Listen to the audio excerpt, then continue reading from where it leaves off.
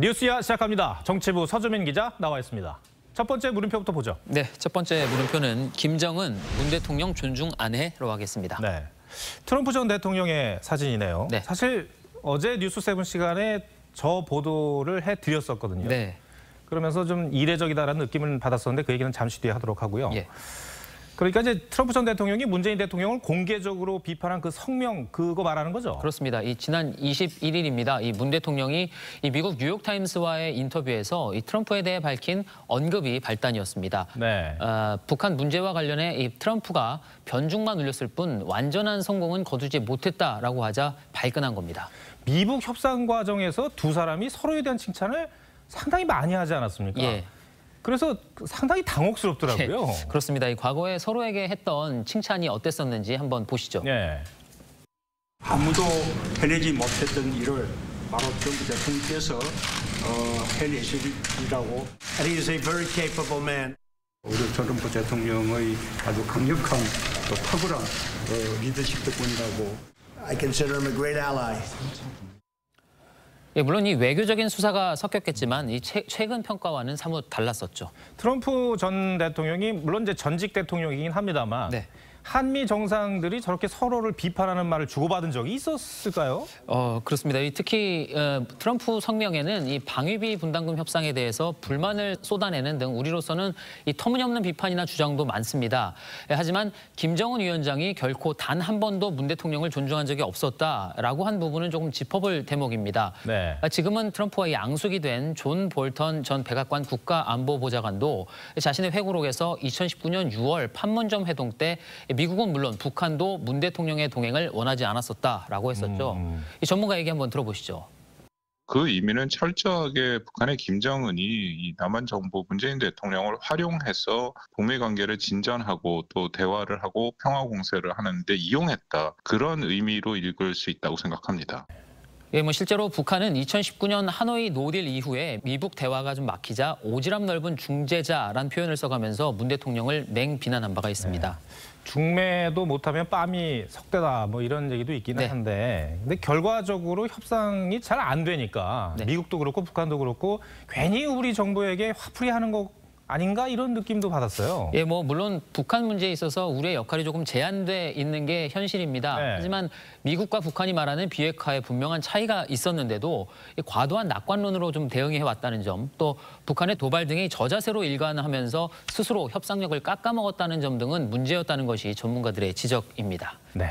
첫 번째 물음표 정리해 주시죠. 예, 첫 번째 물음표 김정은 문 대통령 존중 안 해 느낌표는 바뀐 배우 같은 대본으로 하겠습니다. 네. 이 문 대통령의 뉴욕타임스 인터뷰를 보면 북한에 대한 시각은 물론 이 의사 결정 구조도 완전히 달라진 바이든 정부에도 이 트럼프 때와 같은 방식으로 북한 문제에 접근하도록 주문하고 있는 것으로 보입니다. 네. 그나마 트럼프라는 배우로도 실패했던 대본이라면 과감한 수정이 좀 필요할 듯합니다. 바이든 정부의 최대 외교 현안이 중국 견제 아닙니까? 그렇습니다. 이런 상황인데 그리고 지금 미국이 우리 정부한테 분명한 입장을 요구하고 있는 또 그런 상황이잖아요. 그렇습니다. 네. 기자, 한미 정상회담이 언제죠? 예, 일단 다음 달 하순 정도로 예상됩니다. 네, 쉽지 않은 그런 상황입니다. 두 번째 물음표 보죠. 예, 두 번째 물음표는 차별화를 차별하라 못하고로 하겠습니다. 네. 두 번째 물음표에는 이재명 경기지사 사진을 올렸네요. 그렇습니다. 이 이재명 경기지사가 현 정부 정책과 본격적인 차별화 전략을 구사하고 있습니다. 네. 4.7 재보선 참패 이후에 처음으로 여의도를 찾았던 지난 20일이 그 분기점이었습니다. 거대한 개혁 과제는 거대한 저항과 반발, 갈등을 수반할 수밖에 없고 한 1000개쯤 차단하면 안 들어온다고 합니다. 예, 이 지사는 또 실거주에 가깝다면 2주택이라도 제재할 필요가 없다. 또 러시아 백신 도입도 검토해야 한다는 등 현 정부의 정책과도 다른 목소리를 내고 있습니다. 이렇게 문재인 정권과 차별화가 분명한데 네. 차별화라고 못하는 이유가 뭘까요? 네, 이 지사 측이 지금 분석하는 대선 전략은 크게 두 가지 모델이 있습니다. 네. 첫 번째로 정동영 모델이 있고 이 두 번째로 박근혜 모델입니다. 먼저 정동영 모델은 반면교사용입니다. 그러니까 2007년에 이 정동영 후보는 노무현 정부 장관 출신임에도 노 전 대통령과 완전히 갈라서는 길을 택했습니다. 노무현 정부에 대한 실정 여론이 높았기 때문인데 결과적으로는 참패했죠. 박근혜 전 대통령 역시 이명박 정부와 차별화를 강조했습니다.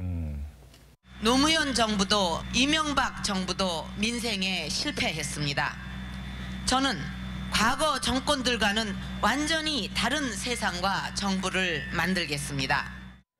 예, 하지만 정동영 후보처럼 완전히 갈라서기보다는 불안한 동거를 택했고 결국에는 대선에서 승리했습니다. 이명박 전 대통령이나 박근혜 전 대통령은 사실 같은 집안인데 네. 그때도 정권 교체 요구가 높았었죠. 그렇습니다. 이 네. 박 전 대통령이 저 말을 했던 시기, 이 여론조사를 한번 보면 정권 교체를 원한다는 응답이 59.2%로 새누리당 재집권이 더 낫다는 응답 35.5%를 크게 웃돌았었습니다. 하지만 전 정권과의 이 차별화를 부각시키면서 정권 심판론이 먹혀들지 않은 거죠. 이 지사도 차별화는 하되 완전히 선을 긋지는 않겠다는 그런 전략인 것 같네요. 그렇습니다. 이 노골적으로 차별화를 드러낼 경우에 가뜩이나 좋지 않은 친문 지지층의 반발을 살 수가 있죠. 네. 이 차별화를 시도하면서도 대놓고 차별화라고 할 수 없는 이유입니다. 네. 이 본선도 본선이지만 본선에 나가려면 당내 경선에서 이겨야 되는 거 아니에요? 그렇습니다. 그러면은 친문을 의식하지 않을 수 없는 맞습니다. 그런 상황이고요. 네. 두 번째 물음표도 정리해 주시죠. 네, 두 번째 물음표. 차별화를 차별화라고 못하고의 느낌표는 그 짓은 못한다로 하겠습니다. 네. 이 지사의 대권 경쟁자죠. 이낙연 전 대표가 이 선거 패배한 뒤에 측근들이 이 현 정부와의 차별화 전략을 조언하자 대통령 안 했으면 안 했지 그 짓. 그러니까 차별화는 못한다라고 했다고 합니다.